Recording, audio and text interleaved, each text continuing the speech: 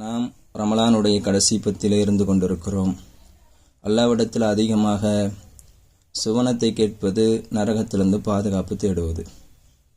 Umar ரலியல்லாஹு அன்ஹு அவங்க அறிவிக்கிறாங்க, நபி ஸல்லல்லாஹு அலைஹி வஸல்லம் அவங்க சொன்னாங்க, எவர் பரிபூர்ணமான முறையில் ஒலு செய்த பிறகு அஷ்ஹது அன் லா இலாஹ இல்லல்லாஹ் வ அன்ன முஹம்மதன் அப்துஹு வ ரசூலுஹு என்பதாக எவர் கூறுவாரோ அவருக்கு சுவனத்தில் 8 வாசல்கள் திறக்கப்படுகிறது. அது எந்த வாசலின் வழியாகவும் அவர் நுழைந்து கொள்ளலாம் என்பதாக நபி அவர்கள் சொன்னார்கள். உமர் ரலியல்லாஹு அன்ஹு அவங்க அறிவிக்கிறாங்க, இந்த 8 வாசல்கள் நாளை மறுமையுடைய நாளில் அந்த நபருக்காக திறக்கப்படுமா. அவர் எந்த வாசலில் பிரியப்படுறாரோ அது நுழைந்து கொள்ளலாம் என்பதாக உமர் ரலியல்லாஹு அன்ஹு அவங்க சொல்கிறாங்க.